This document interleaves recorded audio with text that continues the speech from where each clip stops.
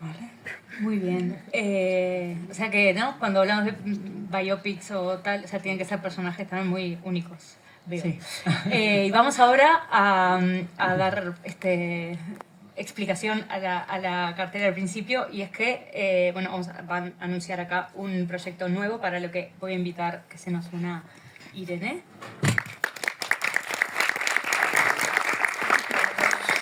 De Cerro, bueno, de Buen Día. Y estaba también Noemí anunciada, que por un imprevisto no pudo venir. Entonces, si les parece, antes de ponernos en materia, también miramos un video, un trailer Espera, del voy a poner primero. próximo... Ahí está, vale. Y vamos entonces con el video de Expediente Vallecas. El caso Vallecas está en ese top 3 de fenómenos paranormales mediáticos. Nos tira cosas, que nos cierra las persianas. Mi hija ha sido poseída. El primer informe policial en el que se reconocen fenómenos paranormales. En el salón estábamos todos. Unos llorando, otros gritando. La casa del terror era mi casa y mi madre era el director de esa casa de terror. La verdaderamente que estaba muy alterada era la madre. Yo a día de hoy mantengo que en mi casa pasaban cosas. ¿Realmente fue real lo que vi?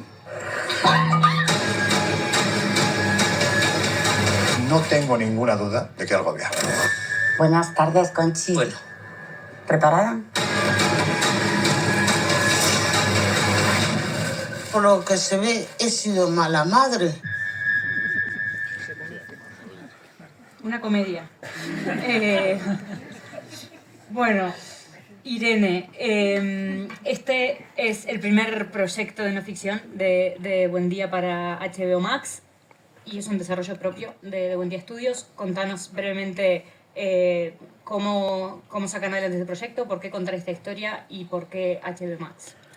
Pues en el equipo de no ficción de Buen Día Studios llevamos ya mucho tiempo trabajando en la búsqueda de historias originales.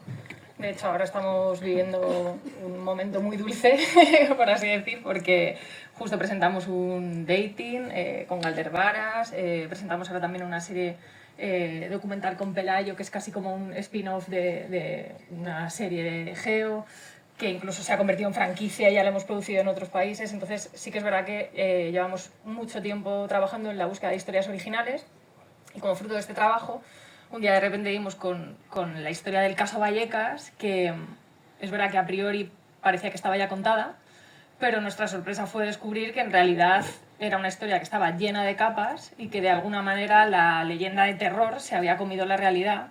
Y la realidad era dura, y la realidad hablaba de cómo somos, incluso como sociedad, y pensamos que merecía la pena ser contada.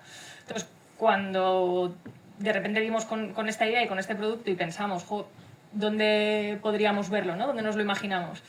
Pues rápidamente pensamos en HBO, porque escuchando un poco el briefing que contaba Villana, en realidad encajaba como muy bien, porque es una historia que lleva 30 años entre nosotros, porque empezó hace 30 años, pero no ha dejado recurrentemente de aparecer en medios de comunicación, era relevante, daba una vuelta de tuerca, se miraba desde un sitio desde el que no se había mirado hasta ahora, y entonces fuimos para allá, y es verdad que el equipo de Unscripted de HBO desde el principio entendió la historia como nosotros, la vio relevante, la vio interesante, ese giro de guión que nosotros planteábamos les gustó desde el principio, y para nosotros fue una suerte poder hacer una serie con una marca, con el prestigio de HBO Max. Hablaste ahí de giros de guión, y aunque sin desvelar nada,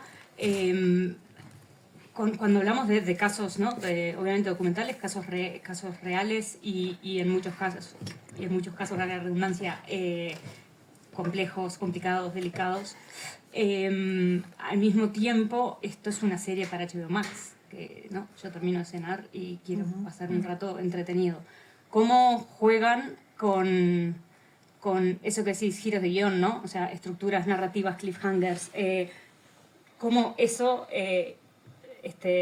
impacta con, al mismo tiempo, tratar con mucho respeto y ética a los involucrados, en este caso a la familia, etcétera, ¿no? O tuvieron dilemas, hay momentos en los que, no sé, tienen que explicarle o cosas así. Sí, la verdad es que la distribución, digamos, de la información, la dosificación de la información, cómo vas contando la historia para que resulte lo suficientemente entretenida, para enganchar al espectador y no contárselo desde el principio, eso implicaba que, de alguna manera, los familiares contasen la historia de una manera y no de cualquier manera. Necesitábamos que explicasen primero cómo habían vivido los primeros años, cómo lo habían reinterpretado ellos, su propia historia desde adultos.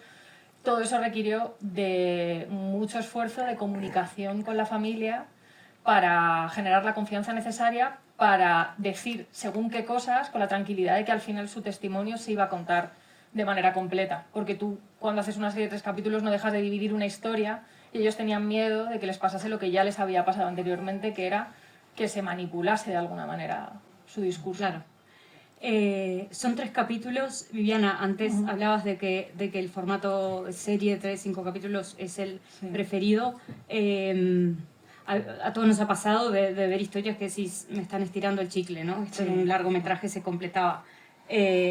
¿Cómo jugar? Me gustaría también defendés que esta historia es de 3 capítulos y no podría haberse contado en uno. Sí, además esto es una cosa que nosotros en el equipo de no ficción, con Jorge Pérez Vega, que es también productor ejecutivo y el director de no ficción de Buen Día, lo hablamos mucho y ahí nosotros somos conscientes de que el mercado demanda seriados, pero hay historias que entendemos que son un unitario, que son un capítulo y que si se dividen de alguna manera terminas viendo las costuras de esas divisiones que no terminan de ser orgánicas.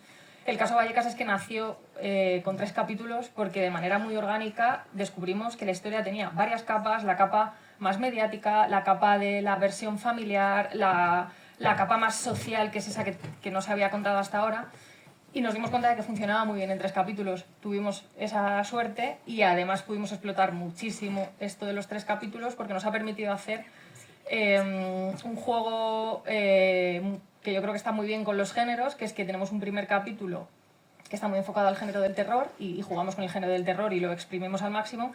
Tenemos un segundo capítulo que juega más con ese thriller, digamos, mediático bueno, pues como se ha visto en las teles, y luego tenemos un tercer capítulo que la parte social explota y que tiene mucho más que ver con un drama humano que estaba ahí latente y que desde el primer capítulo se intuye, pero que no es el tercero hasta que se descubre.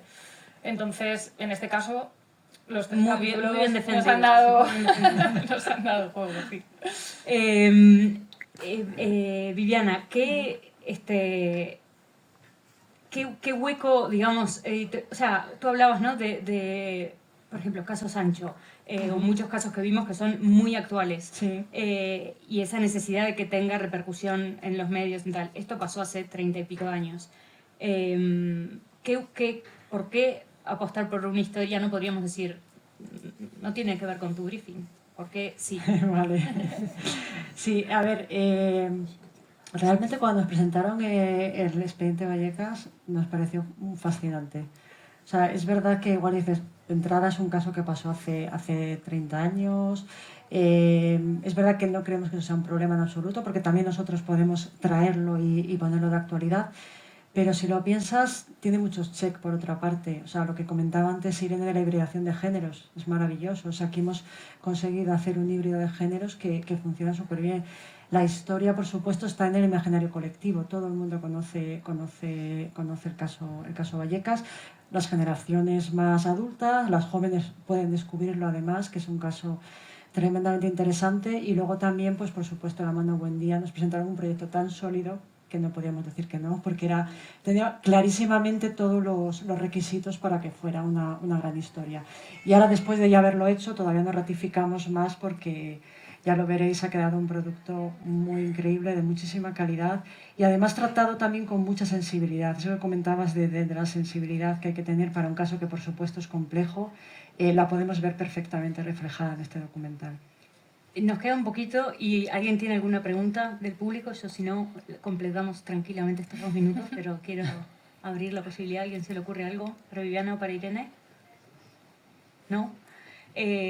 Algo que también hablaban, el acceso, ¿no? Hoy, con el boom de documentales del que venimos en los últimos años, el espectador se ha vuelto tan exigente y nos hemos vuelto bueno, ¿no? Eso, hay más oferta, pero hay más demanda y ya no te vale cualquier cosa, ¿no? Entonces, a veces hablo con productores que dicen, no, pero es que ahora una plataforma, si no vas con acceso a eso, al asesino que desde la tumba dice lo que no dijo nunca, no te lo compran, ¿no? Como que ya las exigencias han subido bastante. ¿Es así? A ver, sí que es verdad que, hablo si quieres primero, pero si quieres comentar algo luego Irene, sí que nosotros es verdad que siempre es un plus, o sea, el tema de la exclusividad, de tener acceso a material inédito, siempre es un plus y es un tema que cualquier plataforma o las productoras os lo vamos a pedir y lo vamos a decir.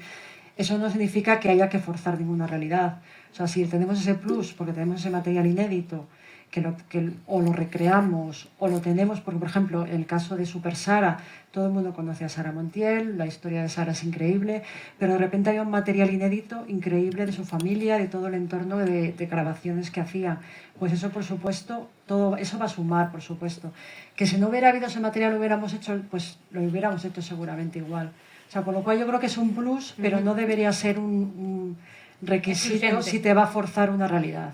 Claro.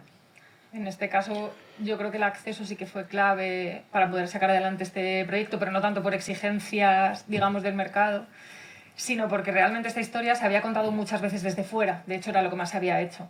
Y lo que aportaba verdaderamente una novedad era que fuesen los propios protagonistas de la historia los que lo contasen y de la manera en la que lo cuentan, porque les hemos visto siempre rodeados de cámaras, en un plató, con un presentador que les ha hecho preguntas muy concretas. La apuesta aquí era hacer una mirada más humana, que aprovecho para hablar de la directora, que me hubiese encantado que estuviera para contarlo ella. La apuesta era hacer una mirada mucho más humana sobre estas personas y de alguna manera dejar que el espectador pudiese empatizar con su dolor. Entonces, la única manera de hacer esto, aportando una perspectiva novedosa, era dejando que fuesen ellos quienes lo contasen. Entonces, el acceso aquí era clave para poder hacerlo. Bien, y ya nos vamos quedando sin tiempo, pero quería, Viviana, no te dije que te iba a preguntar esto ni nada, pero como para terminar, si pudieras elegir, o sea, cheque en blanco, todo el presupuesto del mundo, y contar o sea, hay un personaje o un caso o una historia que te encantaría, ya no HBO Max, a ti, Viviana, contar. Sin prepararla. Me has pillado. Tenías que haberme la preguntado antes para prepararla. O una historia, o una etapa de... O Irene también va para ti. Una historia que me encantaría. Sí. No, yo estaba más pensando en decirle a Viviana que si se le ocurre luego que nos lo cuente. Claro. Hacemos el briefing. Y de otro, algo que me suelo repetir en esto, pero es que siempre al juego. A los productores, ¿no? Que les digo, bueno, ¿qué te gustaría cuando vas a pichar en las plataformas? ¿Qué te gustaría encontrarte del otro lado un poco más, ¿no? Que si pudieras pedir un deseo a los commissioners, ¿qué les pedirías?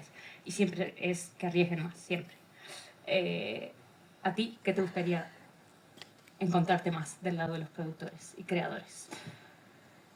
Pues la realidad es que no sabría decirte si hay alguna carencia, porque es increíble el nivel de producción que tenemos en España, es increíble la cantidad de proyectos que recibimos y en ese sentido recibimos proyectos de muy diversa índole, todos bastante interesantes, o sea que no es que eche de menos que nos traigan determinados proyectos.